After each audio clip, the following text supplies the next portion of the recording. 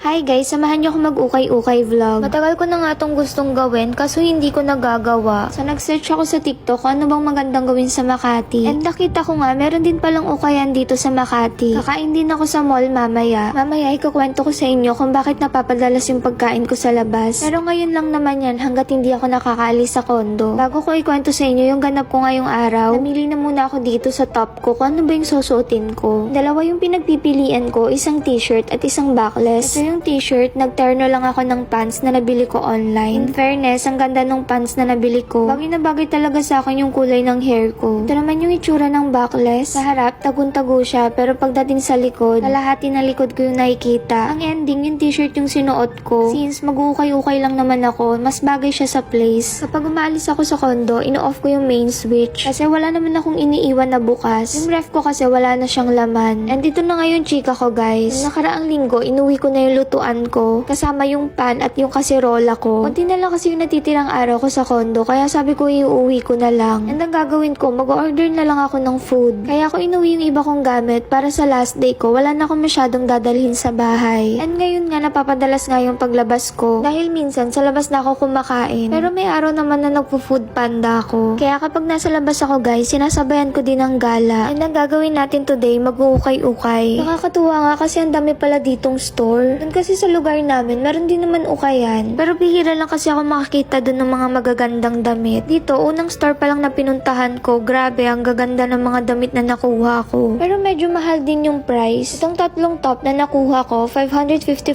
pesos yan. Okay naman siya, mukha din siyang bago. Sobrang puti din. So, ipapakita ko nga pala sa inyo to isa-isa na nasa kondo na ako. Para mas makita nyo ng maayos kung ano bang itsura ng damit na napili ko. Pangalawang damit na napili ko, parang super girly vibe siya. Ayan, susuotin ko din. Pwede nga tong nakataas. So, ganyan yung itsura niya. Hindi lang siya bumagay sa pants ko. Okay na yan, guys. So, isipin nyo na lang kung ano yung pwedeng iterno dyan. So, two style nga pala to, guys. Pwede gawing off-shoulder. Pangatlong damit na napili ko, itong parang pang-elegant tignan. Mahilig ako sa mga ganitong damit kasi ang linis niyang tignan. Tignan nyo naman yung tela niya. Parang may katulad to sa damit ko. Nabili ko siya sa mall. Kaya swertihan talaga kapag nakabili ka ng magandang damit sa ukayan. Siguro yung ganitong klase ng damit, mabibili mo siya sa mall ng 500 pataas. So, nakalis na ako sa unang store na pinuntahan ko. Pangalawang store na pinuntahan ko, yung binibenta naman dito, heels, sapatos, and bag. Naka 70% off daw sila. Kaya nung nagtanong ako kung magkano yung sapatos nila, sabi sa akin nasa 200 plus na lang. Marami akong sapatos sa bahay, kaya tinitignan ko lang naman yung mga binibenta dito. Wala naman akong balak bumili ng sapatos. Nagustuhan ko nga pala to guys, pero nagbabalat pala siya. Kakaiba kasi yung kulay niya, kaya nagustuhan ko. After ko dun sa isang store, naghanap ulit ako ng damit. And tignan nyo tong nakita ko guys, ang kulit ng spelling. Ang ganda pa naman ng tela. Sayang talaga guys, ngayon ko lang na-discover na may ukay-ukay pala dito sa Makati. Kung alam ko lang, baka kakalipat ko pa lang dito sa kondo. Nag-ukay-ukay na ako para nakaipon din ako ng damit ko. Sa ngayon kasi, madalas akong bumibili sa mall and online. So, occasional lang naman yung pagbili ko ng damit. Kapag meron akong collab or meron akong gala. And kapag walang-wala na talaga akong masuot, dun lang ako bumibili ng bagong damit. Siya nga pala, nagustuhan ko nga din tong color pink. Ang cute niya kasi and bagay din sa akin. Hindi ko alam kung saan ko susuotin to, pero bibilhin ko yan. Pag pink talaga, bagay sa akin. Ang ganda ng design niya and ang hirap makahanap ng ganitong damit. And ang nakakatuwa nga, kapag sa ganyan ka bumili, wala kang katulad. Hindi tulad sa online, marami kang kaparehas. Madami na din kasi ako nabiling damit sa online and ang dami kong nakikita na kaparehas ko. Wala namang masama doon. And kung gusto mo ng walang kaparehas, bumili ka ng damit sa ukay-ukay. Pasensya na guys ha, hindi ko alam kung ilang beses ko sinabi yung ukay-ukay dito sa video ko. Naka 600 plus ako, tapos 5 damit yon. Yung huling pinuntahan ko, mga sapatos yung binibenta. Tinatry ko kasing maghanap ng heels or kahit flat sandals. Kaya ayan, nagsusukat ako. Mahal nga lang dito kasi nasa 600 pesos siya. Walang discount dito. Yung sa kabila kasi 70% off. Ito yung unang sinukat ko kaso hindi pala siya maganda sa akin. Mahirap din ibagay sa damit katulad nitong pangalawang sinuot ko. In fairness, maganda rin to kaso hindi ko yan binili. Itong last na sinukat ko, munti ko nang bilhin. Kaso naluluwagan ako kaya wag na lang. Tapos na akong mamili guys, kaya ngayon samahan nyo kong kumain. Nag-grab ako papuntang Glorieta. Kakain tayo ngayon sa Yaki Nicolai na matagal ko nang kinikrave. Naaya ko nga din yung boyfriend ko na kumain kami dito. Baka next time na lang kasi hindi ko rin naman siya kasama ngayon. Bihira lang naman kasi pumunta sa kondo yun. Pero next week, nandito ulit siya sa Makati. Magde-date ulit kami kasi monthsary namin. Monthly kami nagsa-celebrate guys. Kahit simple celebration lang, like coffee day. Tatawa nga ako sa boyfriend ko kasi hindi naman mahilig sa kape yun. Eto na nga, coffee lover kasi ako. And lagi ko siyang inaaya sa coffee shop. Ayun, binibilhan ko lagi ng kape. Tapos nakahiligan niya na rin yung coffee. Nung unang try niya ng coffee guys, alas 3 ng umaga siya nakatulog. Tawang-tawa talaga ako. Sa akin kasi hindi na masyadong effective yung kape. Kahit pa inumin mo ko, hindi naman ako inaantok. Pero baka antukin ako kapag sobrang tapang nung kape. Natuto nga pala ako magkape dahil sa papa ko. Lagi kasi ako nakikiinom sa tasa niya. Napagsasabihan na nga ako ng mama ko na bawasan ko yung pagkakape ko. Pero yung iniinom ko dati, yung walang gatas. Sarap na sarap talaga ako. Lalo na nung nasa probinsya kami kasi pagising mo ng umaga, magkakape tapos bibili kami ng matigas na tinapay. Tapos isasawsaw ko. Ang sarap na lang talagang balikan ng memories. Wala na yung papa ko na pamana niya na sa akin yung pagiging coffee lover. Kaso yun sa akin merong gatas. Anyway, try nyo mag solo date guys. Ang saya tapos ang dami mong matututunan. Mawawala din yung hiya mo. Dati hindi ko nagagawa yung ganito. Bukod sa wala akong pambili ng pagkain, nahihiya akong kumain sa labas na mag-isa. Pero ngayon nagagawa ko na kahit na mag-isa ako. Sa una lang talaga nakakatakot pero kapag natutunan mo naman, madali na lang tapos uulit-ulitin mo rin. Sana next month magkaroon ako ng travel. Kahit domestic lang. Sana nag-enjoy kayo sa vlog ko ngayong araw. Later, aasikasuhin ko din yung ibang requirements ko. After ko mag-solo date, ganun yung ginagawa ko. Para naman hindi puro gala lang.